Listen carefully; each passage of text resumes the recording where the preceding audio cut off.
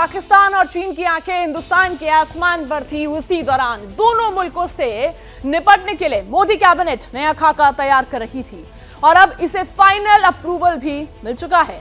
LAC पर चीन की मनमानी रोकने के लिए भारत ने भी चीन को उसी भाषा में जवाब देना शुरू कर दिया है। नया हिंदुस्तान अब चीन बॉर्डर पर वाइब्रेंट विलेज प्रोग्राम शुरू करेगा। असल में चीन से लगती सरहद पर चाइनीज पीएलए हमेशा गड़बड़ी करने की फिराक में रहती है। चाइनीज फौज की तरफ से ईस्टर्न लद्दाख में इस तरह की कई मक्कारी वाली कोशिशें सामने आ चुकी हैं। और तो और चीन ने बॉर्डर के ठीक पास इंफ्रास्ट्रक्चर बढ़ाने के नाम पर अपनी सेना के लिए साजो सामान इकट्ठा कर लिया है।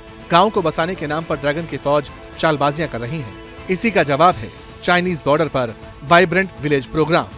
वाइब्रेंट विलेज प्रोग्राम, तो वाइब्रेंट विलेजेस प्रोग्राम सन फाइनेंशियल ईयर 2022-23 से लेकर फ्रीडम ऐप से सीखकर आपने पेपर प्लेट का उत्पादन शुरू किया है। अगर ऐसा है तो आप अपने पेपर प्लेट्स को 1 करोड़ फ्रीडम ऐप के जो ग्राहक हैं उन्हें बिना किसी खर्चे के आप उसे बेच सकते हैं। 25-26 तक इसको लागू किया जाएगा। देश की उत्तरी सीमा के जो हमारे रणनीतिक महत्व के गांव का समग्र विकास इसमें हो, ये सुनिश्चित किया जाएगा। इन क्षेत्र के लोगों को एश्योर्ड लाइवलीहुड और रोजगार के अवसर मिले, ये प्रावधान किया जाएगा। यानी बॉर्डर प्रोग्राम पर डायरेक्ट प्रधानमंत्री ने मुहर लगा दी है। इसके लिए 4800 करोड़ रुपए आवंटित किए गए हैं। बताया गया है कि लद्दाख, जम्मू कश्मीर से लेकर हिमाचल प्रदेश, उत्तराखंड, सिक्किम और अरुणाचल प्रदेश में इसका फायदा होगा। यहाँ के 19 जिलों के करीब 3000 गाँव को सड़क और दूसरे इंफ्रास्ट्रक्चर प्रोग्राम से मजबूत किया जाएगा।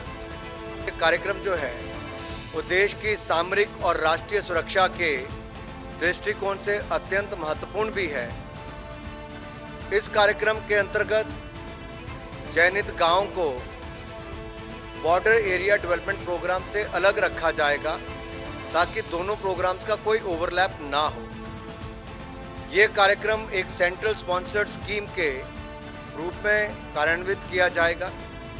असल में 3488 किलोमीटर लंबी एलएसी पर चीन और भारत के बीच अब भी कई जगह ऐसी हैं जहां फ्रिक्शन पॉइंट्स बने हुए हैं। कुछ जगहों पर भारत और चीन की सेना के हजारों जवान आमने सामने तैनात हैं। चीन ने अप्रैल 2020 में जिस तरह एलएसी पर यथास्थिति को बदलने की कोशिश की, गलवान में मुंह की खाई, उसी के बाद से हिंदुस्तान भी सुपर एक्टिव मोड में है। रूस और यूक्रेन का सवाल है तो दोनों मुल्क जंग की अग्नि कुंड में कूद चुके हैं और अब वो रूस ने अपनी नॉर्दर्न फ्लीट को नए सिरे से न्यूक्लियर हथियारों से लैस करना शुरू कर दिया है। असल में नॉर्वे की इंटेलिजेंस सर्विस ने पुतिन के परमाणु प्रोग्राम को लेकर एक रिपोर्ट रिलीज की है। इसमें कहा गया है कि रशियन नेवी नॉर्दर्न फ्लीट में अपने वॉरशिप्स को टैक्टिकल न्यूक्लियर हथियारों से लैस कर चुकी है। माना जा रहा है कि 30 साल में ये पहली बार है जब कोई बहुत बड़ा युद्धक बेड़ा न्यूक्लियर हथियारों के साथ समंदर में गया। नॉर्वे की रिपोर्ट्स कहती हैं कि इन एटमी हथियारों का एक बड़ा हिस्सा सबमरीन और जहाजों पर तैनात कर दिया गया है। असल में आर्कटिक की तरफ रूस और अमेरिका के बीच अदावत पुरानी है। दोनों ही मुल्क इस पूरे रूट पर धाक जमाना चाहते हैं, लेकिन रूस के पास एडवांटेज है, इसीलिए वो अपनी नॉर्दर्न फ्लीट को हमेशा अलर्ट मोड पर रखता है। नॉर्वे की रिपोर्ट कहती है कि रूस के पास न्यूक्लियर सबमरीन्स के साथ साथ सैटेलाइट को तबाह करने वाले एंटीसैट भी आ चुके हैं, जो नॉर्वे और नाटो को धमकी देने के लिए काफी है। वेस्टर्न मीडिया का कहना है कि कोल्ड वॉर के दौरान तब यूएसएसआर की नॉर्दर्न फ्लीट के वॉरशिप्स अक्सर न्यूक्लियर हथियारों से लैस होकर समुद्र में जाते थे, लेकिन ये पहली बार है जब रूस ने आर्कटिक में न्यूक्लियर वॉरहेड्स को जहाजों पर तैनात किया हो। कुछ एक्सपर्ट्स का मानना है कि पुतिन यूक्रेन वॉर के 1 साल पूरा होने के मौके पर कुछ बड़ा प्लान तैयार कर चुके हैं। हो सकता है ये एटमी हथियारों का जखीरा उसी का हिस्सा हो।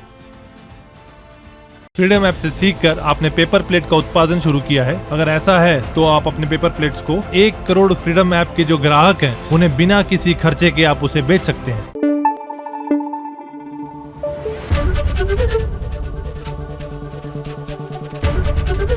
एबीपी न्यूज आपको रखे आगे।